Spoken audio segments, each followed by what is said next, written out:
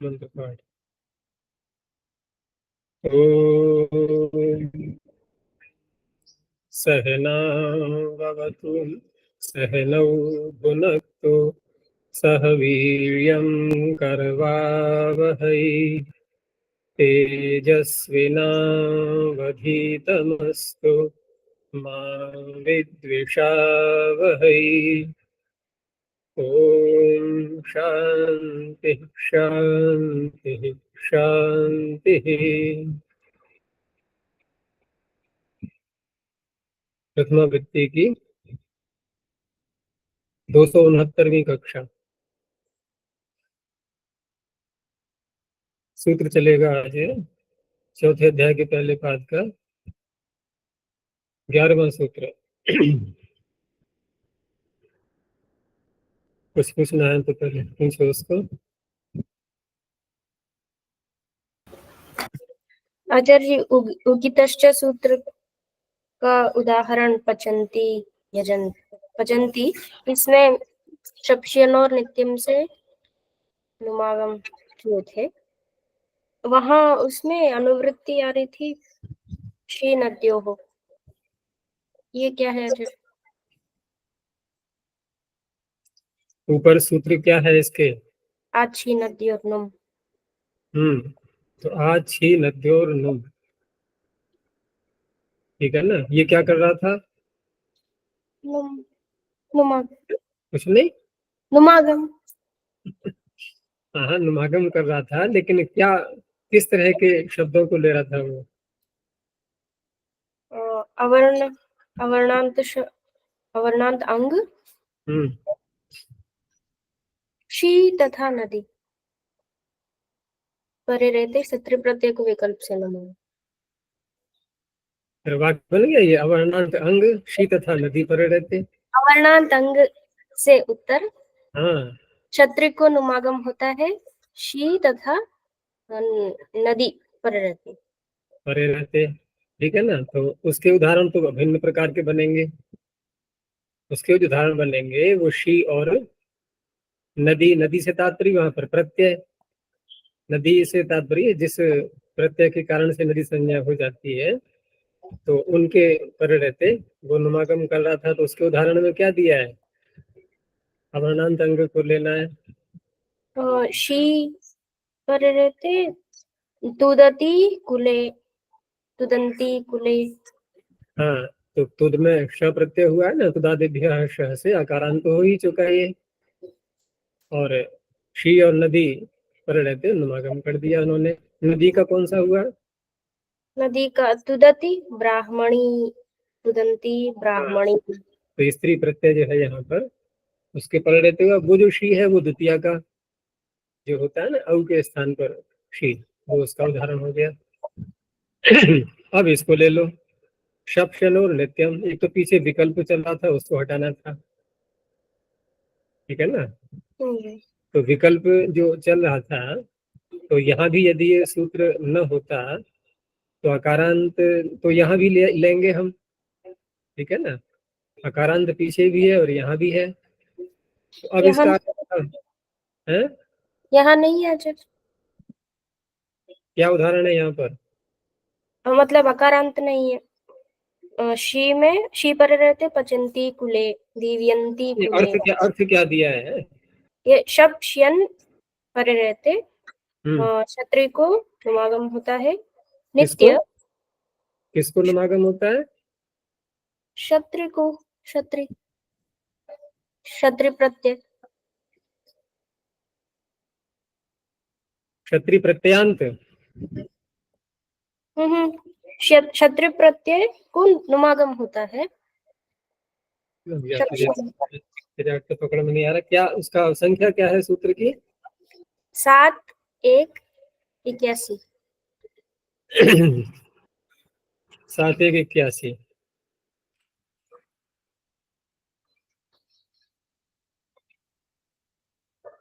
शन तो हो गई ये सप्तमी, उसका हो जाए षष्ठी का हो गया ना। तो शप और शन प्रणयते नहीं लेंगे, अपितु शप और शन जिन शब्दों से कहे गए हैं, जिन जो अंग बनेंगे शप और शन प्रत्यांत, उनको लेंगे। तो वहां पर शप और शन को ये नुमागम करेगा। ऊपर था कि अकारांत अंग से उत्तर, ठीक है ना, अकारांत अंग से उत्तर, वहां भी क्षत्रि, क्षत्रि तो वहां से आ रहा था, नाभ्यस्ता छतु वानपुंसकस्य, तो शतु शब्द आ ही रहा था वहां से, नाभ्यस्ता छतु से, तो क्षत्रि तो वहां भी हो गया। ठीक है ना, यहाँ कहा गया कि शप और शन यदि ये परे हैं तो फिर शतरंज को जो है ना शी और नदी पर रहते नित्य ही नमागम होगा। अब यहाँ जो उदाहरण आएंगे वो शप और शन के ही तो आएंगे, जैसे आशी नदियों में उदाहरण था श का, तुदती है, तुदती कुले, तुदंती कुले। और याति यांति में वहां पर नदी प्रत्यय के कारण से हो गया था ये। लेकिन यहाँ के उदाहरणों में अब शप और शन लेना है हमें, तो शप और शन में यहाँ पर शप का तो हो गया पचंती, पचंती, और शन का हो गया दिव्यंती। लेकिन दो स्थलों पर करेगा ये, टी पर रहते और नदी पर रहते। हमारा जो स्त्री प्रत्यय का प्रकरण चल रहा था, ये नदी, ये किसका था, ये कौन से प्रत्यय का था, नीप प्रत्यय, शी का या नदी का? नदी, नहीं, नित नहीं बोलना, हमें सूत्र के ही भाषा में पकड़ना है कि शी और नदी, जो बात कही गई थी ना कि शी और नदी पर रहते, तो यहाँ पर जो उदाहरण बनेगा पचंती या दिव्यंती या सीव्यंती, ये जो उदाहरण है ये शी के उदाहरण है या के नदी के उदाहरण है? दोनों। हाँ हाँ, लेकिन धातु में देखो ना, धातु में प्रत्यय कौन सा है, शब का शब हो गया यहाँ पर पचंती में, जी, और दिव्यंती सीव्यंती में शन हो गया। हाँ जी। ठीक है ना, तो उसके पर रहते यहाँ पर इनको नुम करना है। अब तो इनको नुम करने के लिए अगर पूर्व ये सूत्र नहीं रखेंगे, ये सूत्र नहीं रखेंगे तो अकारांत तो बन ही रहे हैं ना, ये जी, अकारांत तो बन रहे हैं, और क्षत्रिय प्रत्यय भी है यहाँ पर इन शब्दों में, तो फिर विकल्प से नुम प्राप्त हो रहा था या नहीं? हाँ जी, तो उसके लिए ये सूत्र बनाना पड़ा है, क्योंकि यहाँ पर नित्य करना है। तो नित्य करना है तो अब जैसे ऊपर उदाहरण बने थे तुदती और तुदंती, यहाँ दो नहीं बनेंगे अब के पचती और पचंती, तो ये शी पर रहते यहाँ पर क्षत्रिय को नुमागम हो गया, और दिव्यंती सीव्यंती में शी पर रहते श्यन को नुमागम हो गया। आगे फिर नदी संज्ञा वाले हो गए, ये नदी संज्ञा वाले जो प्रत्यय हैं पचंती, दिव्यंती, ब्राह्मणी इत्यादि, वो अलग बन जाएंगे। तो इसलिए नित्य करने के लिए ये सूत्र बनाना पड़ा है। अकारांत होने से पूर्व सूत्र से विकल्प की प्राप्ति हो रही थी, वानपुंसक से बाकी अनुवृत्ति आ रही है। और अतिभवती का अर्थ क्या है आचार्य? अतिभवती, अति भवती, तो अति भवती में क्या क्या, क्या प्रश्न है? इसका अर्थ अतिभवती। अच्छा, भाई जो आपको अतिक्रांत कर गया, अतिक्रांत, अतिक्रांता, स्त्रीलिंग में विग्रह करेंगे, जो आपको अतिक्रांत कर गई, ठीक है ना, किसी दूसरे को अतिक्रांत कर गई, दो दो मान लो दो महिलाएं खड़ी हैं, एक है भवती एक है अति भवती, तो थोड़ा एक अधिक सम्मान हो गया उसका, वो उसको भी अतिक्रांत कर गई है।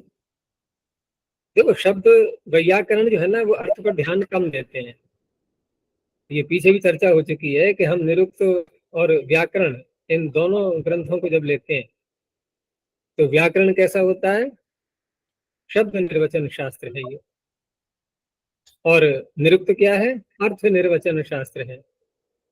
वो अर्थ को लेकर के चलता है, अर्थ की प्रधानता उसमें रहती है। प्रकृति प्रत्यय ये इस पर ध्यान नहीं होगा उसका, वो छूट दे देता है, कहीं से भी ले आओ कुछ भी करो हमें इससे कोई लेना देना नहीं, इसका अर्थ क्या निकल रहा है वो उसको दिखाएगा। और व्याकरण जो है यहाँ पर ये शब्द प्रधान रहता है, शब्द निर्वचन शास्त्र है ये। अब उन्होंने बना दिया अति भवती, क्योंकि उनको दिखाना है कि देखो ऐसे स्थलों पर भी हम कर सकते हैं। अब प्रयोग में आए ना आए ये कोई ज्यादा महत्व नहीं रखता है, क्योंकि अत्यादय जो वार्तिक है समास करते ही है उसे, और शब्द बन चुका है अब ये।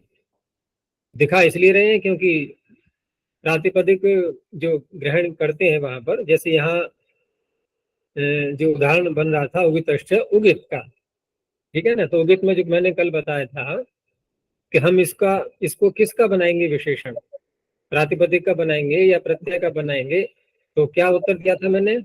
प्रातिपदिक का। यही उत्तर था। नहीं, प्रातिपदिक भी हो और उगित भी हो सकता है, मतलब प्रत्यय। मतलब प्रत्यय। अधिक व्यापक अर्थ किया था ना कि दोनों प्रकार से हो सकता है, ठीक है ना। जहां कहीं यथा कथनचित, वो चाहे प्रत्यय उगित हो या प्रातिपदिक प्रातिपदिक। उगित हो। अच्छा, अब घटा के देखो, प्रत्यय उगित है तो हम कहेंगे उगित प्रत्यांत। कौन? प्रातिपदिक। प्रातिपदिक का तो अधिकार चल ही रहा है ना, उगित प्रत्यांत प्रातिपदिक। तो उगित प्रत्यांत यानी प्रत्यय तो उगित हो, जैसे भवती। भवती में प्रत्यय उगित है या प्रकृति, प्रातिपदिक पूरा? पूरा प्रातिपदिक।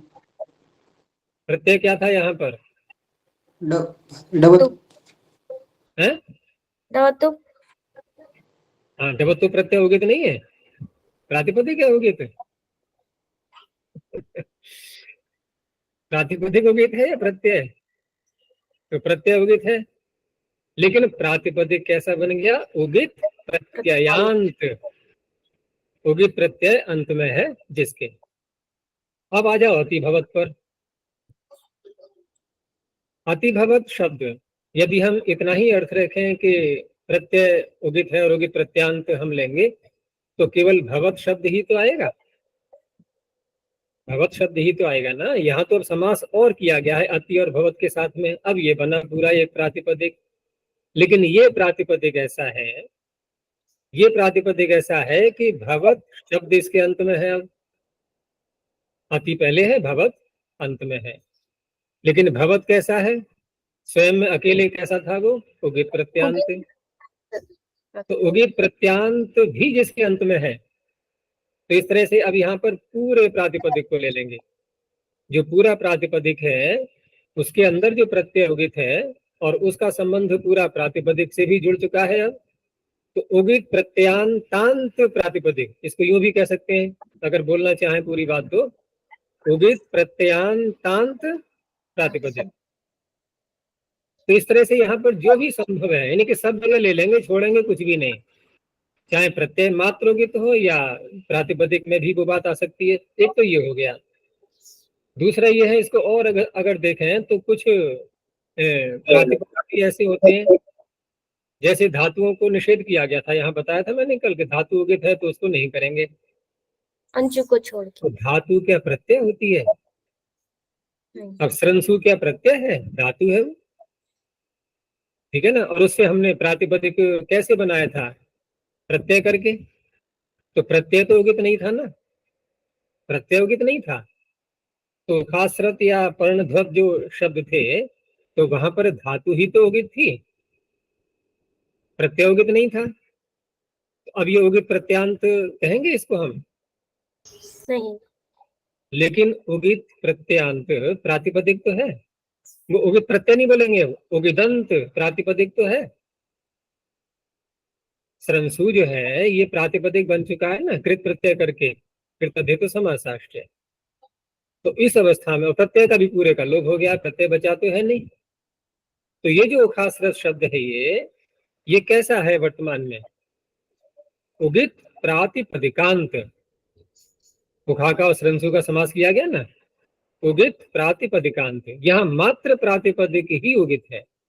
तो पीछे तो हमने दो बातें ये बोली कि उगित प्रत्यांत हमने भवती ले लिया, उगित प्रत्यांतांत ऐसे बोल करके अतिभवती को भी ले लिया, और उगित उगित अप्रत्यय नहीं बोलेंगे, उगित प्रातिपदिकांत या उगित प्रातिपदिक।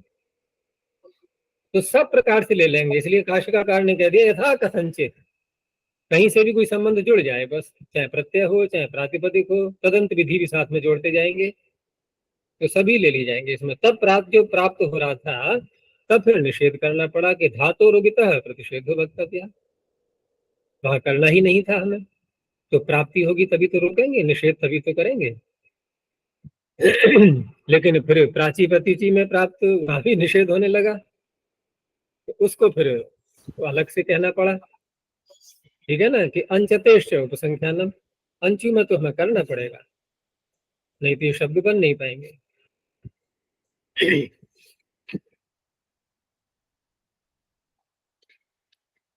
हम्म, और हो गया। हाँ। तो हम कल यहाँ तक देख लिया था हमने, न षट स्वस्रादिभ्य, यहाँ से निषेध प्रारंभ हुआ था। ज्यादा लंबा निषेध नहीं है, 3 ही सूत्रों में है। और निषेध तभी करना होता है जब किसी सूत्र से प्राप्ति होती है। तो यहाँ पर जब न षट स्वस्रादिभ्य में कल बात चर्चा हो रही थी कि पीछे चाहे ङीप कहा गया हो या टाप कहा गया हो, ये जहां जहां भी प्राप्ति हो रही है वहां षट संज्ञकों से और स्वस्रादियों से स्त्री प्रत्यय को रोक दिया गया था। नहीं हुआ, ठीक है। अब इसी निषेध को और आगे बढ़ाते हैं, मनः पंचमे वचनांतम। तो मन इतना पढ़ा है इन्होंने, और पता है हमें कि मन प्रत्यय होता है, प्रत्यय का भाग होता है ये, इसलिए तदंत विधि रखेंगे फिर प्रातिपदिक का विशेषण बना करके, मननंतात प्रातिपदिका स्त्रियांगी प्रत्यय न भवती। अब तो बड़ा स्पष्ट है, क्योंकि प्राप्ति किससे दिखाएंगे, पहले नकारांत हो गया ना अब ये मनंत होने से, तो ऋण्यभ्यो ङीप से प्राप्ति हो रही थी, इसने कर दिया निषेध। तो निषेध कर दिया तो अन्य कोई प्रत्यय तो होगा नहीं, क्योंकि टाप कहा गया है अकारांतों से। शब्द है हमारे पास में दामन, आतो मनिन को बनी पश्चिम, ठीक है ना, मनिन प्रत्यय करके दामन बन गया। तो दामन में यहाँ पर नकारांत होने से जो प्रत्यय की प्राप्ति हो रही थी उसका इसने कर दिया निषेध। क्या अर्थ होता है दामन का? दामन पकड़ के, एक तो उर्दू का शब्द भी है दामन, भ्रांत मत हो जाना। उर्दू का शब्द है ना दामन, दामन थाम लो, दामन पकड़ लो। क्या अर्थ होता है वहां पर? आंचल, आंचल बोलते हैं, जैसे बच्चा माँ का आंचल पकड़ के, धोती का जो अंश है कपड़े का भाग, उसको आंचल बोल देते हैं, तो उसको पकड़ के वही दामन है। तो वो तो एक अलग शब्द हो गया। यहाँ दामन जो नकारांत हलंत शब्द है, इसका तात्पर्य होता है रस्सी। अब रस्सी क्योंकि स्त्रीलिंग में प्रयोग करना है, इसका व्यवहार उसी में होता है, तो नकारांत होने से स्त्रीलिंग में फिर ङीप की प्राप्ति हुई थी, इसने रोक दिया तो अब यूं ही रहेगा ये। और दामन का जैसे अन्य हम नकारांतों के रूप चलाते हैं राजन इत्यादि के, वैसे ही चलेंगे इसके। अब पता कैसे लगेगा हमें स्त्रीलिंग का है ये? तो इयम लगा दो प्रारंभ में, इयम दामा, ये रस्सी है, ठीक है, इस तरह से। ऐसे ही पा धातु से योग रूढ़ कहलाएंगे ये शब्द, क्योंकि दा का अर्थ वैसे अगर लेते हैं तो डुदाएं, दाने। अब कहाँ यहाँ देना अर्थ आ पा रहा है रस्सी में। ऐसे ही पा धातु से भी ये भी एक प्रकार से योग रूढ़ बन जाएगा, या रूढ़ कह सकते हैं। तो पा धातु से जो मनन प्रत्यय करके शब्द बनता है, इसका अर्थ होता है खुजली। कहाँ क्या अर्थ निकला जा करके। तो ये भी स्त्रीलिंग में ही प्रयोग होता है, तो यहाँ भी ङीप की प्राप्ति को रोक दिया गया। तो पामा पामानव पामानः, इस तरह से रूप चलेंगे। तो यहाँ ये जो 2 उदाहरण हैं दामन और पामन वाले, ये तो मन अंत में इनके हमें दिखाई दे रहा है, मन प्रत्यय कर्ण से।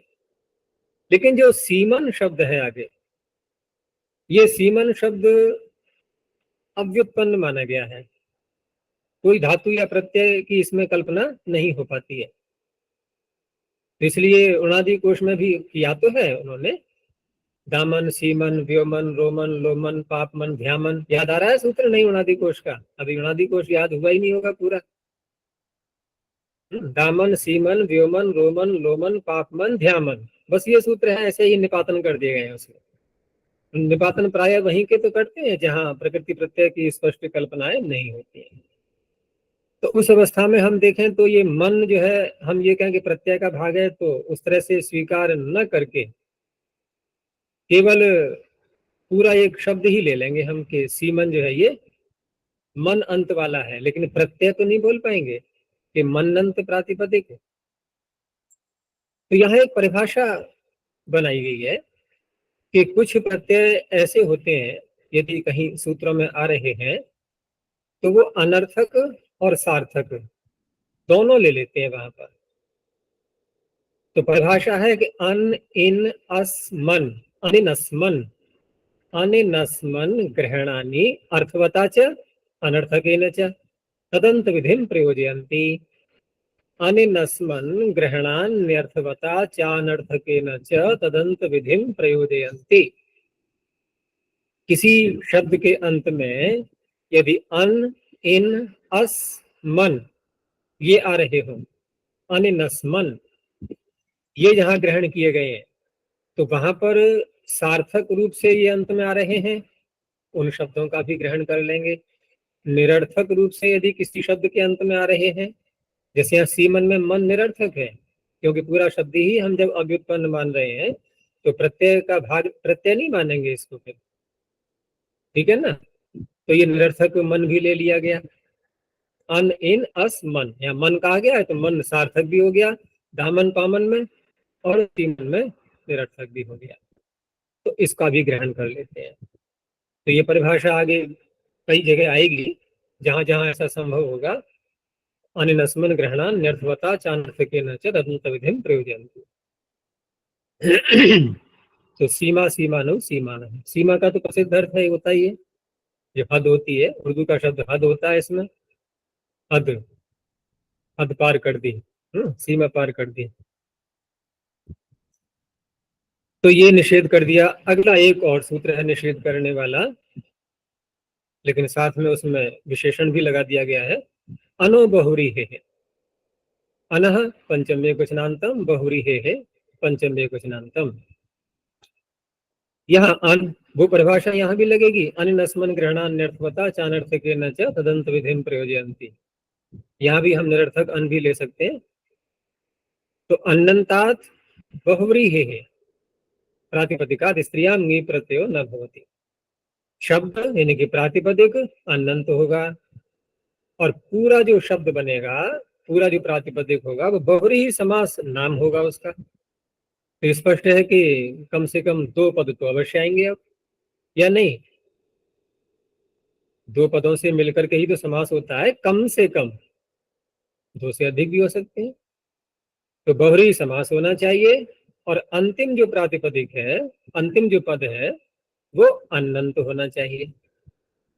इसलिए पहले बहुव्रीहि समास दिखाना होगा हमें कि शोभनम पर्व अस्याह, स्त्रीलिंग में करेंगे विग्रह, क्योंकि स्त्री प्रत्यय ही दिखाना था हमें, उसकी प्राप्ति रोकनी है। तो पर्वन जो शब्द है ये नपुंसकलिंग है, तो विग्रह करते समय इसका जो विशेषण है शोभनम, ये भी नपुंसकलिंग रखा गया है। शोभनम पर्व, प्रथमा का ही कुछ है ना, पर्व पर्वणी पर्वाणी, तो शोभनम पर्व अस्याह, जिसके पर्व, पर्व कहते हैं जोड़ों के लिए, जैसे गन्ना होता है ना, गन्ना, तो उसके पर्व होते हैं बीच बीच में, और वहीं से अंकुर निकलता है जो नया पेड़ बनता है। जब तो खेत में क्या करते हैं, टुकड़े करके गन्ने के गाड़ देते हैं मिट्टी में, लेकिन टुकड़ा ऐसा करते हैं कि उसमें एक पर्व अवश्य आ जाए। अब मान लो टुकड़ा ऐसा कर दिया गया है कि ऐसा काटा गन्ने को, बीच का टुकड़ा निकाला, उसमें पर्व है ही नहीं, बीच वाला भाग ले लिया बिल्कुल, दोनों पर्वों के बीच वाला, उसमें से निकल आएगा अंकुर? नहीं निकलेगा। तो पर्व इसका तात्पर्य है जोड़। तो जिसके जोड़ अच्छे हैं, लेकिन शरीर की दृष्टि से कहा जा रहा है, या कोई अन्य रस्सी को ले सकते हैं, रस्सी स्त्रीलिंग में आता है ना, जिसमें गांठें लगी हैं, बहुत अच्छी लगी हुई हैं। तो यहाँ पर हम जो विग्रह कर रहे हैं और शब्द बन रहा है सुपरवन, तो ये स्वपद विग्रह समास कहलाता है या अस्वपद विग्रह समास?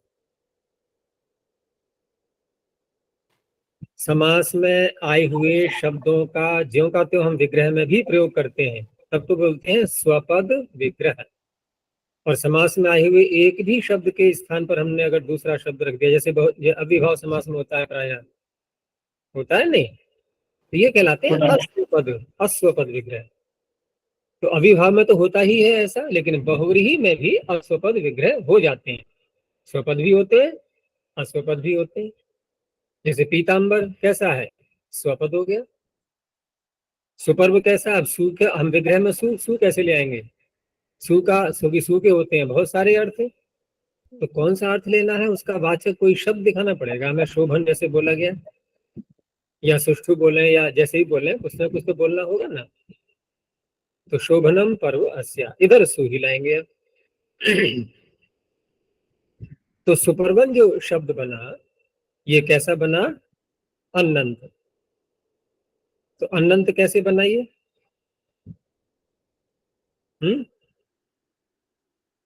पर्व शब्द जो होता है ना, ये पर्व भी ऐसा ही है, प्री धातु से करेंगे। और ये अनिरस्मन ग्रहणा अन्यर्थवता चानर्थ के न च परिभाषा को ध्यान में रखते हुए, क्योंकि प्रत्यय अन के रूप में वैसे नहीं है, लेकिन निरर्थक होने पर भी उसको ले लेंगे। नहीं तो वनिप भी ले सकते हैं प्री धातु से, तो लेकिन वनिप लेंगे तो वन के अंत में वन तो सार्थक है, लेकिन वन में जो अन है ये निरर्थक है ना, तो अनर्थक को भी ले लेते हैं। दूसरा एक ही और है इसमें, पहले ये देख लो शब्द कैसे बना कि यहाँ पर स्त्री प्रत्यय की जो प्राप्ति थी उसको रोक दिया गया है। तो जैसे राजन के रूप चलेंगे वैसे ही चलेंगे इसके अब, सुपर्वा सुपर्वाणु सुपर्वाण।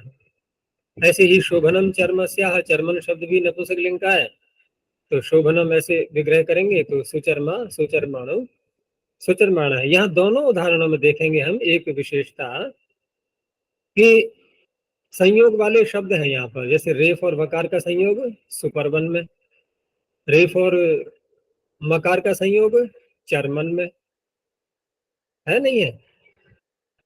ऐसा ही उदाहरण क्यों लिया है, कोई बिना संयोग वाला क्यों नहीं लिया है। तो आगे एक सूत्र आ रहा है, अन उपधा लोपिनः अन्यतरस्याम्, आगे आएगा कि ऐसे अनंत प्रातिपदिक, अनंत शब्द जहां पर उपधा का लोप हो जाता है, उपधा का लोप होता है भ संज्ञा होने पर, ठीक है ना, अल्लोपो नः। और कहाँ नहीं होता, अनंत होने पर भी उपधा का लोप कहाँ नहीं होता, न संयोगात् न संयोगात वमंतात, ये रोक देता है ना। इनकी वमंत यदि संयोग है, जैसे सुपरवन में रेफ और वकार का संयोग, वकारांत संयोग हो गया, और चर्मन में रेफ और मकार का संयोग, ये मकारांत संयोग हो गया। तो वमंतात वकारांत संयोग, मकारांत संयोग, वहां आकार का लोप नहीं होता।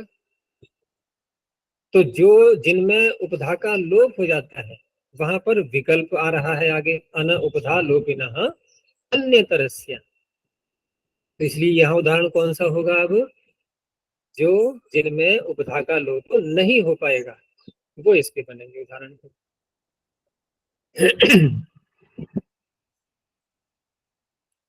ये हो गया यहां तक निषेध। अब अगला सूत्र,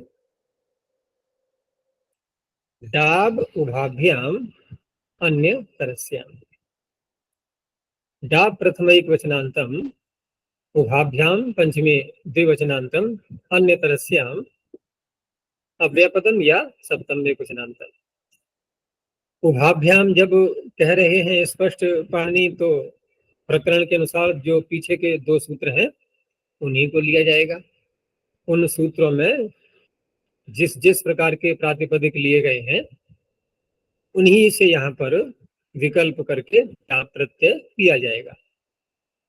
तो दो प्रकार के प्रातिपदिक कैसे लिए गए थे, मनंत और अनंत, उन्हीं दोनों को ले लेंगे। तो मनंतात अनंताच्य प्रातिपदिका है, मनंतात अनंताच्य प्रातिपदिका। अब अनंत साथ में है तो बहुरी भी साथ में जोड़ना पड़ेगा, यानी मनंतात प्रातिपदिकात अनंताच्य बहुरी है प्रातिपदिकात अन्य तरस्याम स्त्रियाम डाप प्रत्ययो भवति। विकल्प करके डाप प्रत्यय हो जाएगा। पीछे तो केवल निषेध मात्र कर दिया गया था, है ना, और निषेध करके हमने कुछ भी प्रत्यय न करके और शब्द बना लिए थे, दामा दामानव, पामा पामानव, और इधर सुपरवा सुपरवाणव, कोई प्रत्यय नहीं हुआ। नीप की प्राप्ति दिखाई थी, उसको रोक दिया। ये तभी संभव हो पाया जबकि अगला सूत्र विकल्प कर रहा है, ठीक है ना। तभी तो संभव हो पाएगा, यानी कि विकल्प का दूसरा पक्ष जो बनेगा वहां पर नीप की प्राप्ति होगी तो पिछले सूत्रों से रोक देंगे, एक पक्ष में डाप हो जाएगा। तो अब जो उदाहरण पीछे आ रहे थे उनमें एक एक उदाहरण और बढ़ा सकते हो। तो जैसे पीछे था दामा दामानो दामान, पामा पामानो पामान, तो यहाँ मनंत का उदाहरण लेकर के इन्होंने डाप कर दिया है। डाप करके अब क्या होगा, जैसे पामन शब्द है, डाप हो गया, डाप का बचेगा, भाषण्य होगी और टी भाग का लोप हो जाएगा। तो टी भाग का लोप होकर के आकारांत बन गया अब ये लता के समान। तो पामा पामे पामा। ऐसे ही सीमन शब्द का सीमा सीमे सीमा। तो इस तरह से सीमन शब्द, ये भी मूल शब्द, ये अनंत हो गया। इधर सीमा मूल शब्द आकारांत ही हो गया, दोनों उपलब्ध होते हैं। ये डाबंत हो गया, वहां निषेध हो गया स्त्री प्रत्यय का। तो विकल्प जो कहा है, तो दूसरे पक्ष में फिर क्या होगा, जो पीछे के उदाहरण बने थे वही होंगे, वहां नीप की प्राप्ति होगी और पिछले सूत्रों से रोक देंगे। ऐसे ही अनंत बहुरी का, तो अनंत बहुरी में पहले बहुरी समास दिखा करके, तो जैसे पीछे दिखाया था सुपरवा और सुचरमा इत्यादि, लेकिन यहाँ दिखाया है इन्होंने वो भी ले सकते हैं, लेकिन यहाँ एक और बढ़ा दिया है, बहवः राजानः सन्ति यस्याम सभायाम। तो विशेषण स्त्रीलिंग का ही तो बनाना है हमें। तो बहुराजन शब्द से यहाँ पर पहले प्राप्ति दिखाएंगे नीट की, और पिछले सूत्रों ने रोका, तो इसने कहा कि एक पक्ष में आप डाप कर सकते हो। तो डाप करके बहुराजा बहुराजे बहुराजा ये बना लिया। तक्षण से बहुतक्षा बहुतक्षे बहुतक्षा है। अब यहाँ दूसरा पक्ष लें, यदि डाप जब नहीं करेंगे तो अन्य जो स्त्री प्रत्यय प्राप्त होगा ऋण निभ्योंगीत से, उसको कौन रोक देगा अब बहुराजन में, अनुबहुरी रोक देगा। तो फिर एक पक्ष बनेगा डाबंत का और दूसरा पक्ष बनेगा कुछ भी न होने का, ठीक है ना, कुछ भी न होने का। लेकिन ये शब्द है कैसा, ये उपधा लोपी है कि नहीं है, तो उपधा लोपी है तो फिर अगला सूत्र भी तो आएगा, अन उपधा लोपिनः अन उपधा लोपिनोन्य तरस्याम। ये आगे जो सूत्र आएगा तो ये भी तो अपना प्रभाव दिखाएगा फिर, है ना, या नहीं दिखाएगा। भाई उपधा लोपी है ये, अनंत भी है, तो वो जो अगला सूत्र है वो ये कहेगा कि विकल्प से ङी प्रत्यय होता है ऐसे शब्दों में। तो दो तो हमने यहाँ बना लिए, बहुराजा बहुराजे बहुराजा और बहुराजा बहुराजानो बहुराजाना, यहाँ दिखाया नहीं इन्होंने, लेकिन अनउपधा लोप इन्होंने तरस्याम से एक पक्ष में ङीप भी होगा। तो क्या बनेगा फिर, बहुराजन के आगे ङीप ले आओ, राजी ङीप ला करके फिर भसन्या होगी, भसन्या होकर के फिर उपधा लोप।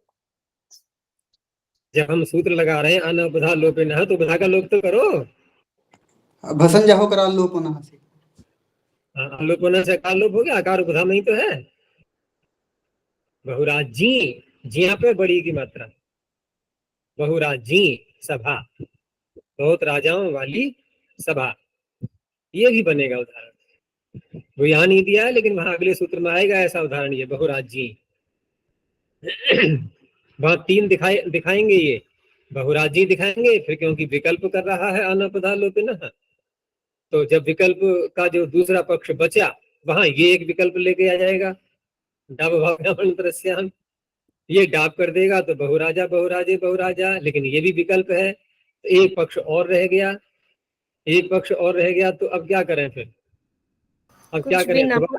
अब दोबारा नींव प्राप्ति दिखाएं उससे ऋण भी होंगी इससे, तो वहां पर फिर अनुभवरीय रोक देगा, तो कोई भी प्रत्यय नहीं होगा, तीसरा पक्ष ये बनेगा। और सुपरवा और ये इसमें सुचरमा में दो ही पक्ष बन पाएंगे। क्यों? ये उपधा लोपी वाला नहीं है, इसमें उपधा का लोप प्राप्ति ही नहीं है। तो एक पक्ष बनेगा डाप का और दूसरे पक्ष में मनः सूत्र रोक देगा, वो नीप को नहीं होने देगा। तो एक डाप का पक्ष, एक कोई भी प्रत्यय नहीं, तो सुपरवा सुपरवे सुपरवा है।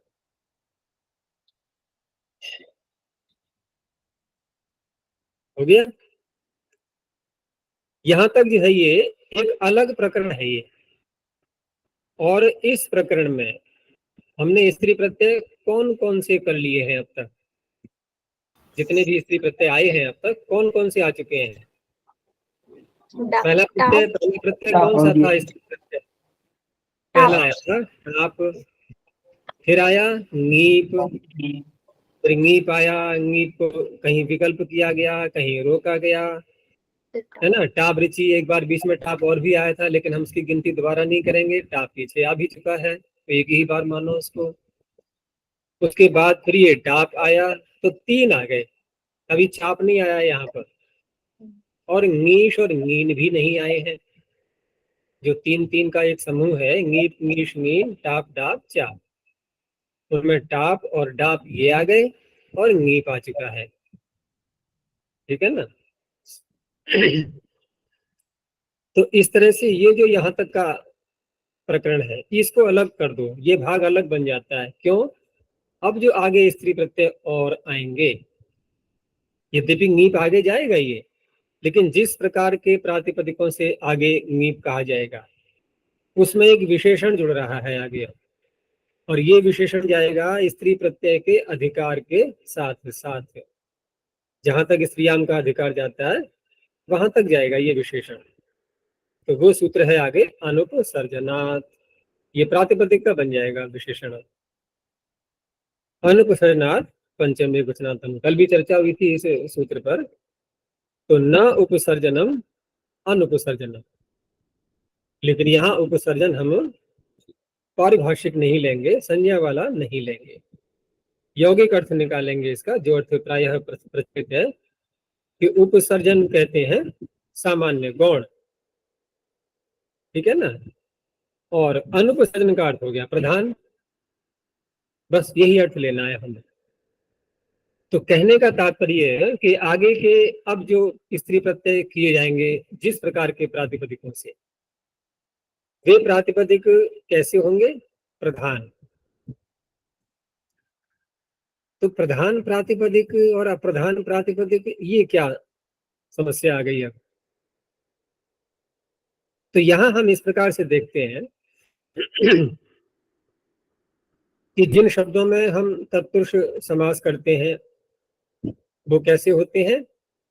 उत्तर पदार्थ प्रधान, उत्तर पद के अर्थ की उसमें प्रधानता रहती है, उत्तर पद की प्रधानता रहती है, यूं भी कह सकते हैं।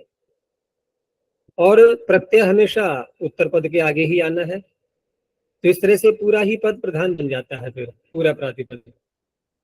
उत्तर पदार्थ प्रधान जब कहेंगे तो उत्तर पद में जो आ रहा है उसकी प्रधानता है वाक्य शब्द के अर्थ के अंदर, तो पूरा ही तो एक प्रकार से प्रधान बन गया, उसका अध्यारोप पूरे में ले लेते हैं।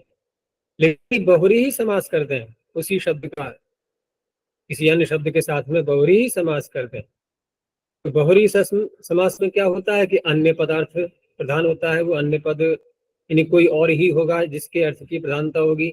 समास में आए हुए शब्दों में किसी की प्रधानता नहीं होगी। ऐसे जो शब्द बनेंगे बहुरी समास करके, उनमें कहीं भी स्त्री प्रत्यय आगे नहीं आने वाला। लेकिन पीछे के उदाहरण में देखा आपने, बहुरी समास कर रहे थे ना अभी, नहीं अभी हम शोभनम पर्व अस्या बहवः राजानः संति अस्याम सभायाम, ये सब ले लिए हमने यहाँ। तो ये उपसर्जन ही तो है, ये अप्रधान शब्द ही तो है। बहुराजन शब्द अप्रधान है कि नहीं है? क्योंकि इसमें प्रधान पद है ही नहीं कोई भी, अन्य पदार्थ है प्रधान। कौन? सभा। सभा की प्रधानता है, ना तो बहुत की प्रधानता है, न राजन की प्रधानता है। बहुत राजाओं वाली सभा की प्रधानता है, वो है अभिधेय यहाँ पर। लेकिन अब ऐसे उदाहरण नहीं आ सकते हैं। इसलिए अनुपसर्जनात् का अधिकार चलेगा। उदाहरण जैसे आगे वाले सूत्र में आएगा, कुरुचरी जो पहला उदाहरण बनेगा टिप प्रत्यय का। तो कुरुचरी में हमने तत्पुरुष समास करके उपपद मतिंग से बनाया है, पुरुषु चरति इति कुरुचरी। चरिष्ठा से ट प्रत्यय करते हैं ना, तो कुरुचर जो शब्द है, क्योंकि तत्पुरुष समास हुआ है और तत्पुरुष होता है उत्तर पदार्थ प्रधान, तो प्रधान शब्द हो गया पूरा ये। उस कुरुचर शब्द से टिड्ढाणे सूत्र से, क्योंकि टिड्ढाणे में जाएगा ये अनुपसर्जनात् सूत्र, और साथ में अतः की अनुवृत्ति भी चलती रहती है, ध्यान रखना। अजाद्य तष्टाप से जो अतः चल रहा है, ये जहां जहां संभव हो पाएगा, जहां पर कोई शब्द बोल दिया है और वो आकारांत है ही नहीं, वहां तो संबंध नहीं जुड़ेगा उसका। लेकिन जहां पर सामान्य रूप से कोई प्रातिपदिक लिया गया है, वहां अतः जुड़ जाएगा। तो कुरुचर अकारांत ही है, तो टिड्ढाणे से जब नीप करेंगे तो अनुपसर्जन इस अर्थ की प्रधानता रखेंगे। तो इस तरह से अनुपसर्जन ही है, ये प्रधान ही है कुरुचर शब्द, इसे नीप करके कुरुचरी बन जाता है। ये ध्यान रखना है आगे। अब लेते हैं अगला सूत्र, और बहुत लगता है ये, क्योंकि सारे प्रत्ययों का ही परिगणन किया गया है इसमें। तो टिड्ढाणे द्वैश दग्ने मात्र स्तय ठक ठय कय परपः पंचमे कुचनांतम। काशिका में इस सूत्र में एक प्रत्यय और जोड़ दिया गया है, और वो प्रत्यय जोड़ा है ख्युन। वहां सूत्र मिलेगा तुम्हें कि टिड्ढाणे द्वैश दग्ने मात्र स्तय ठक ठय और कय परप ख्युनाम। षष्ठी का बहुवचन करके पढ़ा गया है वहां, पंचमी के अर्थ में ही षष्ठी मान करके। तो कहीं मिला होगा उनको पाठ भेद, वैसा ले लिया है। यद्यपि प्रत्ययों का परिगणन तो इसमें वार्तिककार के द्वारा और भी किए गए हैं बाद में, जो प्रत्यय जितने यहाँ पढ़े गए हैं ना, उसके अतिरिक्त और प्रत्यय भी लिए गए हैं। तो और प्रत्ययों में जो है उसमें नय, स्नय और ई कप, ये प्रत्यय और जोड़े गए हैं। और तरुण तलुन दो शब्द बढ़ाए गए हैं। नय स्नय ई कप तरुण तलुना नाम उपसंख्यानम। तो उपसंख्यान करना ही है तो ख्युन का भी कर सकते हैं, में जोड़ सकते हैं। और अतिरिक्त वार्तिककार ने काशिका के सूत्र को ध्यान में रखते हुए वार्तिक बनाया अपना, उसमें ख्युन को नहीं बोला है उसने। चलो, तो यहाँ अब देखते हैं सूत्र में। तो टित तो ये प्रत्यय का बनेगा विशेषण, टिट्ट इत्यस्य स टित। और ढ जो है ये अलग से लिया गया है। लेकिन ढ प्रत्यय में एक समस्या ये आती है कि ढ प्रत्यय कहीं कहा ही नहीं गया है, ढ कहा गया है ना। और नियम ये होता है, परिभाषाएं जो बनाई गई हैं उसके आधार पर बोल रहा हूँ, कि नियम ये होता है कि जहाँ पाणिनि कहीं पर एक अनुबंध वाले प्रत्यय को बोलते हैं सूत्र में, तो दो अनुबंध वाले का ग्रहण नहीं होता। फिर तो क्या बनेगी परिभाषा? एकानुबंधक ग्रहणे न द्व्यनुबंधस्य ग्रहणम। जैसे ढ में एक ही अनुबंध है या नहीं है? कौन सा अनुबंध है? बोलना जरा। यकार। ढ में ढकार अनुबंध है, किस सूत्र से होती है इसकी संज्ञा?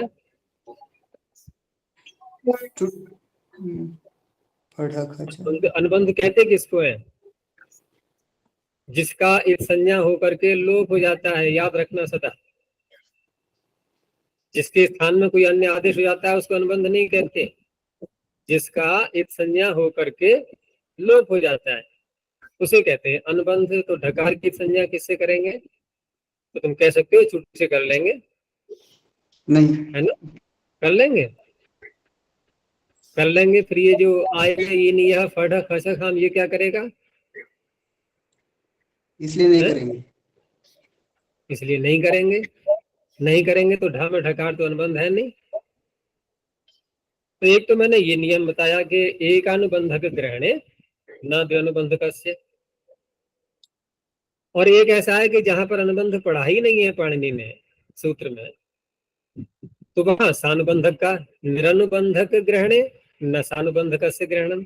अब ये दो बातें हो गई, एकानुबंधक ग्रहणे न द्वनुबंधकस्य ग्रहणम और निरनुबंधक ग्रहणे न सानुबंधकस्य ग्रहणम।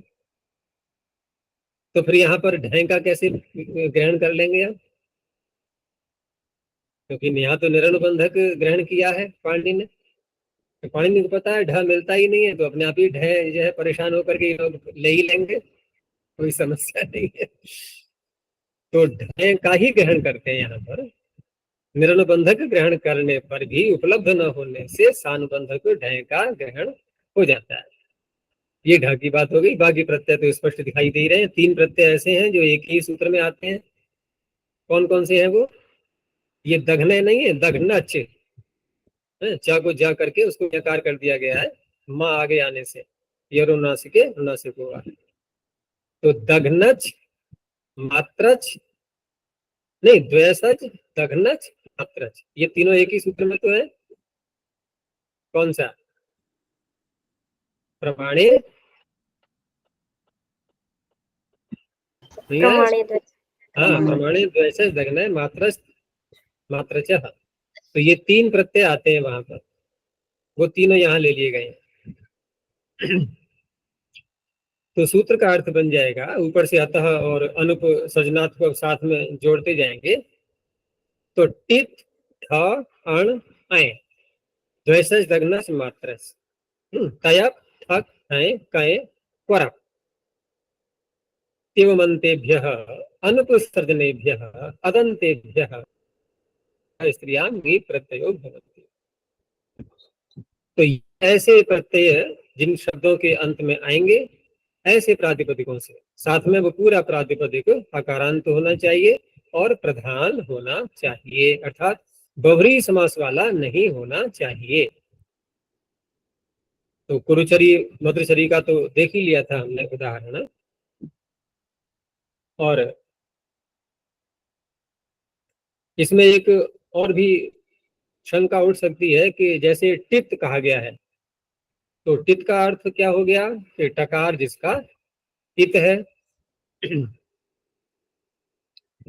तो टकार इत है तो ठीक है। एक प्रत्यय किया है पाणिनि ने तीसरे अध्याय में, ल्युट है, नहीं है ल्युट प्रत्यय? तो ल्युट है। टित है या नहीं है?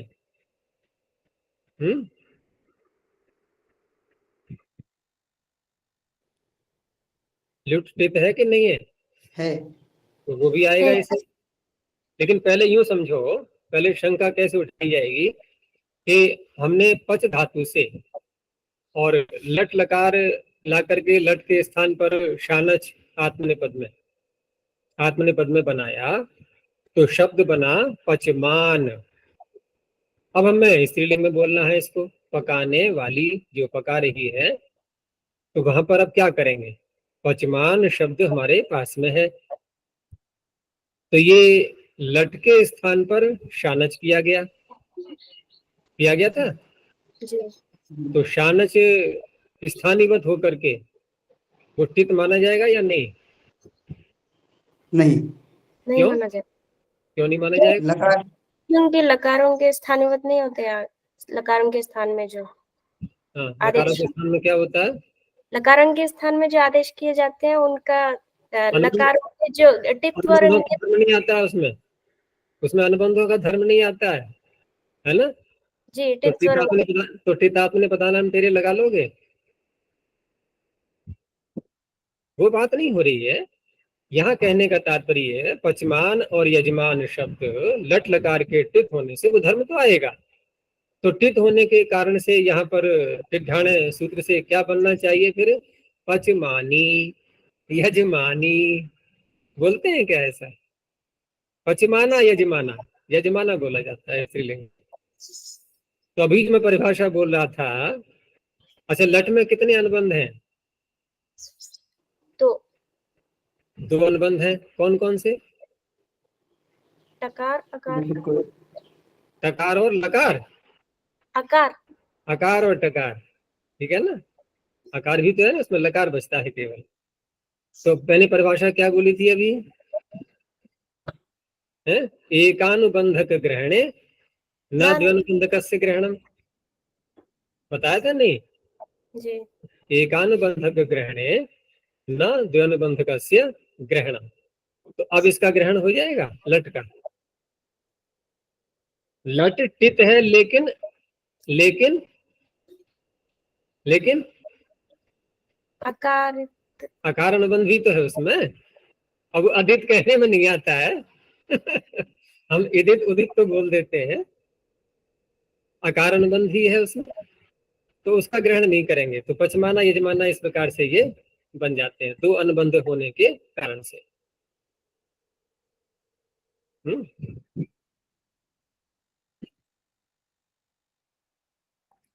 चलो, ऐसे तो बहुत विषय है चर्चा करने के, बहुत विषय आगे बढ़ जाएगा। तो हम चलते हैं आगे। पुरुचरी मध्यचरी ये हो गया। अब ढ का उदाहरण ले लो। तो ढ में जो है उदाहरण है इसका सौपर्णेयी, और सौपर्णेयी का अर्थ क्या है, सुपर्णा की संतान, बच्ची, है ना, स्त्रीलिंग में। तो सुपर्णा की संतान, यानी कि शब्द क्या है, मूल सुपर्णी। तो ये विग्रह कैसे करेंगे, सुपर्ण्याह अपत्यम, स्त्री, सुपर्णा की जो बच्ची है, स्त्री संतान। तो यहाँ पर पहले तो हम सुपर्ण से सुपर्णी भी बनाएंगे, तो आगे ही सूत्र आएगा इसी प्रकरण में। स्त्रीयाम के अधिकार में पाक कर्ण पर्ण पुष्प फल मूल वालोत्तर पदाच्य। यहाँ पर पर्ण शब्द है सूत्र में, पाक कर्ण पर्ण। तो पर्ण शब्दांत सुपर्ण शब्द से स्त्रीयाम के अधिकार में नीश प्रत्यय करके बनाएंगे पहले सुपर्णी, और सुपर्णी का फिर षष्ठ्यंत विग्रह करके सुपर्ण्या अपत्यम स्त्री। तो सुपर्णी नस, ठीक है ना। अब क्योंकि स्त्रीलिंग में स्त्री को कहने के लिए हम बना रहे हैं, और स्त्री शब्द भी स्त्रीलिंग में है ये सुपर्णी, तो स्त्रीलिंग वाले जो शब्द होते हैं वहां पर सूत्र कौन सा बनाया है पाणिनि ने, अपत्यार्थ में प्रत्यय करने के लिए स्त्री भ्यो ढक। जो स्त्रीलिंग के शब्द हैं वहां ढक प्रत्यय किया गया है अपत्यार्थ में। तो ठीक है, सुपर्ण्यापत्यम, अब ढक प्रत्यय आ गया, और उसके बाद फिर सारे कार्य करके अंग संज्ञा आदि और ढ को आयन, वो ए आदेश भी हो जाएगा। सुपर्णी एय, और ढ में अ भी है, एय, सुपर्णी एय, अब भ संज्ञा, और यश से तीचर से ईकार का लोप हो जाएगा। आदि अच को वृद्धि कर दो, तो शब्द बन गया सौपर्णेय। अब ये शब्द कैसा है, ये हो गया ढ प्रत्यांत। तो ढ प्रत्यांत होने से, और बच्ची को हमें कहना है स्त्रीलिंग में बोलना है, तो अब ढाणे सूत्र आ जाएगा ये। देखो, पहले जो हमने पाक कर्ण पर्ण बनाया था वो सुपर्णी बनाने के लिए बनाया था, बच्ची को कहने के लिए नहीं। ये दूसरा स्त्री प्रत्यय आ रहा है, तो यहाँ पर हम नीव कर दिया गया इससे, ढाणे से। नीव करने के बाद यहाँ दोबारा फिर लगाएंगे वही यसे तीचे आदि सूत्र, तो सौपर्णेयी, फिर सु आकर के लोप हो जाएगा उसका। ऐसी विनता नाम की कोई महिला है और उसकी संतान बच्ची, तो विनताया अपत्यम स्त्री वैनतेयी। तो यहाँ पर भी ऐसे ही होगा, स्त्री भी ढक से ढक प्रत्यय करके। तो टित ढ। अब आगे आया अण प्रत्यय। तो अण प्रत्यय में हम कर्मंडन से जो अण करते हैं, जैसे कुंभम करोति इति कुंभकारः, तो कुंभकार तो हो गया पुरुष, और महिला को अगर बोलना है वो भी तो कुंभ बना सकती है, तो वहां पर फिर स्त्री प्रत्यय लाया जाएगा। अब स्त्री प्रत्यय यदि ये सूत्र न होता, क्योंकि ये जो अदंत का अधिकार चल रहा है, तो ये टाप के ही तो अपवाद है ये सूत्र। ये जो आगे सूत्र आ रहे हैं ये टाप प्रत्यय के ही अपवाद है, क्योंकि अकारांतों से हम कर रहे हैं सारे ये। अकारांतों से टाप की प्राप्ति कुंभकारा बनता वैसे। इसने कहा नहीं, यदि अण प्रत्यांत है तो फिर नीप होगा। तो अब बोलेंगे हम कुंभकारी, नगरकारी, इस प्रकार के बनेंगे उसको। ऐसे ही अण का हम अन्य भी ले सकते हैं, ये तो तीसरे अध्याय का प्रत्यय हो गया कर्मण्यण वाला, लेकिन यहाँ भी तो अण प्रत्यय आएगा चौथे अध्याय में अपत्यार्थ में। तो उपगु से जैसे बनाते हैं औपगव, ये बन गया शब्द उपगु की संतान। अब उपगु की संतान से संबद्ध अन्य कोई वस्तु या उसकी बच्ची या अन्य किसी वस्तु को भी ले सकते हैं जो स्त्रीलिंग में जिसका प्रयोग करना होगा। तो औपगवस्य इदम ऐसे कह लो, या औपगवस्य अपत्यम स्त्री ऐसे कह लो। तो इस तरह से यहाँ पर भी अब स्त्री प्रत्यय करने के लिए अण प्रत्यांत होने के कारण से अब ङीप जुड़ जाएगा, तो औपगवी। ऐसे ही उत्स, उत्स की स्त्री उत्सस्य इयम, अर्थात उत्स की पत्नी यूं कह सकते हैं। तो उत्स शब्द से यहाँ पर स्त्रीलिंग में बनाना है हमें, उसकी स्त्री को कहना है। तो वहां पर भी अब ये जो है उत्सादिभ्यो से पहले, क्योंकि टिढ़ अण आय, आय प्रत्यय भी तो है इसमें आगे, तो उत्सादिभ्यो से आय प्रत्यय करते हैं उत्स शब्द से पहले, और वहां बना लिया हमने औत्स। ऐसे ही उदपान शब्द से बना लेंगे औदपान, ये भी उत्सादी गण में आता है उदपान शब्द, उससे औदपान बना लिया। अब ये अयंत होने के कारण से अब वहां पर हम विग्रह करेंगे स्त्री अर्थ में औदपानी, ऐसे ही औत्सी, इस तरह से बनेगा। जो अय प्रत्यय का आकार है वो यसे पीछे से लोप हो जाएगा, उसका तो बचेगा ही नहीं। तो टित ठ अण अय। अब आइए तीन प्रत्यय द्वैसच, दघनच और मात्रच। अब ये जो सूत्र है प्रत्यय करने वाला प्रमाणे द्वैसच दघ्ने मात्रचः, ये प्रमाण अर्थ में करता है। प्रमाण का तात्पर्य एक नाप होता है, जैसे है किसी की लंबाई जैसे नापते हैं, तो वहां पर उरु प्रमाणम अस्याह, लंबाई या ऊंचाई, ऊंचाई जैसे किसी मकान की नापी या किसी व्यक्ति की नापी कि कहाँ तक है मेरे ये, कि उरु प्रमाणम अस्याह, या जानू प्रमाणम अस्याह। स्त्रीलिंग में बनाना है तो अस्याह करके बोलना होगा। तो उरु और जानू शब्द से पहले प्रत्यय कर लिया गया। प्रत्यय तीन में से कुछ भी ले सकते हैं हम, तीनों में तीनों प्रत्यय एक ही अर्थ में हो रहे हैं, प्रमाण अर्थ में। और इसमें जो बचेगा अनुबंध हटा करके द्वयसच का बनेगा, बचेगा द्वयस, दघनच का दघन, इन्हें अकारांत रहेंगे सारे ये, और मात्रच का मात्र। अब व्यवहार में हम मात्र मात्र बहुत बोलते हैं ना, इतने मात्र उतने मात्र, ये मात्र का व्यवहार बहुत होता है, यही है वास्तव में प्रत्यय है। जैसे मात्रा से भी मात्र बनता है, जैसे हम तन्मात्र बोलते हैं ना योग दर्शन में, तन्मात्राएं कहलाती है ना, शब्द स्पर्श रूप रस गंध, और फिर शब्द तन्मात्र, रूप तन्मात्र, स्पर्श तन्मात्र, तो वो भी एक मात्रा प्रत्यय है।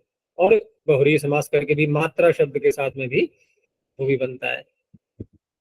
तो यहाँ पर जो शब्द बने उरुद्वय, जानुद्वय, द्वयस, जानुद्वय नहीं उरुद्वयस और जानुद्वयस, ये जो बने यहाँ पर, अब इनसे इंगी प्रत्यय हो गया स्त्रीलिंग में। तो उरुद्वयसी, जानुद्वयसी। ऐसे ही दघनच करके उरु दघनी, जानु दघनी, मात्रच करके उरु मात्री, जानु मात्री।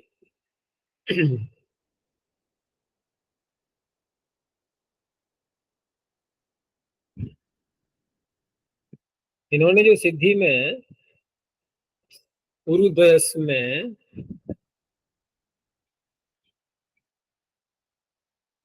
हलंत दिखा दिया है, इसको संभाल लेना।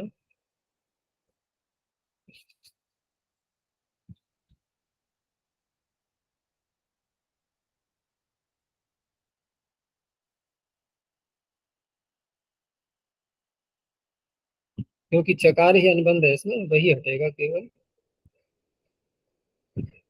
अकारांत और अकार की अतः की निवृत्ति आ ही रही है, नहीं तो अकारांत प्रातिपदिक कैसे मानेंगे फिर हम, है ना।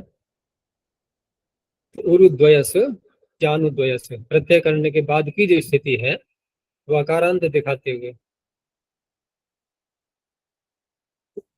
तो द्वयसच, दघनच, मात्रच। आगे है फिर तयप। अब तयप का एक अलग सूत्र है 5वें अध्याय में जो आता है, संख्यावाचियों से करता है ना, संख्याया अवयवे तयप। जैसे हम ऋग्वेद को बोलते हैं दश तई, 10 अवयवों वाली संहिता। तो 10 अवयव कौन से हैं उसके? 10 मंडल, तो अवयव हो गए। एक मंडल एक अवयव ही तो बना पूरी संहिता का, तो 10 तई ऐसे बोलते हैं उसको। तो यहाँ पंच से विग्रह किया गया है, पंच अवयवा अस्याह, स्त्री में ही विग्रह करना है, 5 अवयव वाली कोई भी वस्तु हो सकती है। तो यहाँ पर पंच शब्द से तय प्रत्यय, तय का पकार हटा दो, अनुबंध अकारांत बन गया। अब ये पंच तय, अब ये सब टाप के अपवाद बन रहे हैं, तो टाप की प्राप्ति में नीव कर दिया गया पंचतई। ये से पीछे लगा लेंगे बाद में फिर।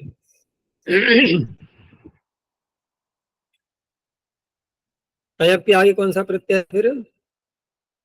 ठक। ठक ठैक काइक और पह 4 रह गए, तो ठक प्रत्यय का, ठक प्रत्यय का उदाहरण दिया है इन्होंने आक्षिकी, शाला की। तो यहाँ पर दिव्यति अर्थ में तेन दिव्यति खनति जयति जितम अर्थ, तो वहां पर 4 दिए एक साथ, दिव्यति खनति जयति जितम। और तेन कहा यानी कि तृतीय समर्थ प्रातिपदिक से करेंगे, वो ठक प्रत्यय हो गया दिव्यति अर्थ में, अक्षरों से जो खेल रही है, अक्षय दिव्यति। तो यहाँ पर जो ठक प्रत्यय करके आदि को वृद्धि करके यसी पे ये सारे कार्य करने के बाद जो शब्द बना आक्षिक, आक्षिक से फिर स्त्रीलिंग में चाप की प्राप्ति में नीप हो गया आक्षिकी। ऐसे ही शला का फिर दिव्यति, तो शाला किक बना करके शाला किकी।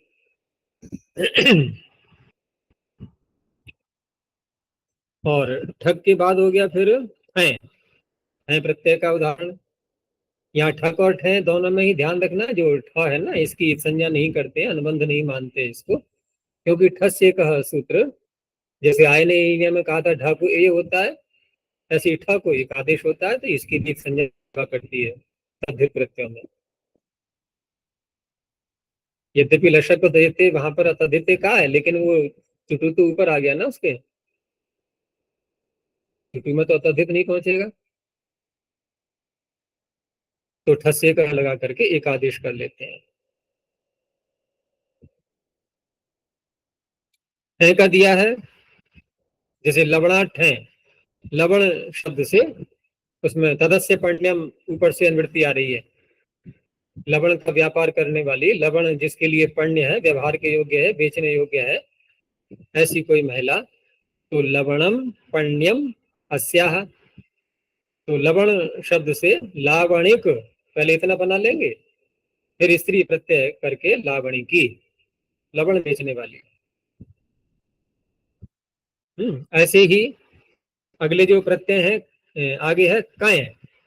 तो कय प्रत्यय का जो सूत्र है वो 3रे अध्याय में ही आ चुका था, यदा दिशु दृशो नालोचने कय च, उसमें और प्रत्यय भी थे, लेकिन कय प्रत्यय का उदाहरण यहाँ लेना है।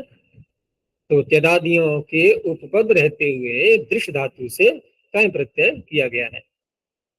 तो शब्द वहां बना ही लिए थे हमने कय प्रत्यय करके, और त्यदादियों को आकार भी किया गया था दृग दृश्य वतुषु। तो तादृश यादृश इस प्रकार से इतना बना करके, अब हमें तादृश यादृश इसका तो हो गया अर्थ जैसा वैसा, लेकिन जैसी वैसी स्त्रीलिंग में अर्थ बोलना है, यदि किसी का विशेषण बनाना है स्त्रीलिंग में, तो वहां पर टाप की प्राप्ति में इसने कहा कि ये कय प्रत्यांत होने से यहाँ पर नीप होगा, तो नीप करके बन जाएगा फिर यादृशी तादृशी। अंतिम प्रत्यय क्या है सूत्र में? क्वरप, क्वरप का बचेगा वर। तो क्वरप प्रत्यय करने वाला भी सूत्र पीछे धातु के अधिकार में आ चुका है 3रे अध्याय में, इण नश जी सर्तिभ्य क्वरप। वहां से क्वरप प्रत्यय करके, और धातु कौन सी? इण धातु से किया गया। तो यहाँ पर क्वरप के पित होने से, पित और कृत होने से तो कागंधी हो जाएगा ह्रस्व से पिति कृति, तो इत्वर, और जी धातु से जी भी पड़ी है उसमें, एण नश जी, तो जी से बन जाएगा जित्वर। तो इत्वर जित्वर बनाने के बाद फिर टाप की प्राप्ति में इसने नीप कर दिया, इत्वरी जित्वरी, इस प्रकार से ताच्छील्य अर्थ में है ये, एण नशजी सर्तिभ्यः त्वरा।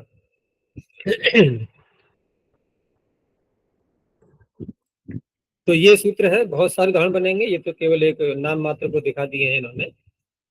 और स्पष्ट है कि अकारांत सारे प्रातिपदिक लिए जाएंगे इसमें, और टाप का ये अपवाद बनेगा।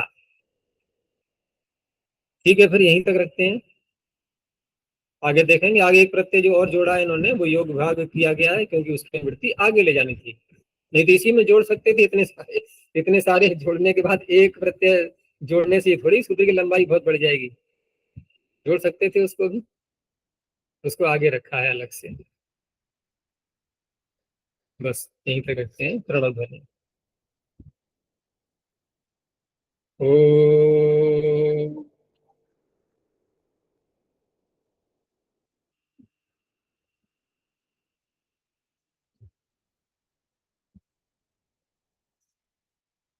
ओ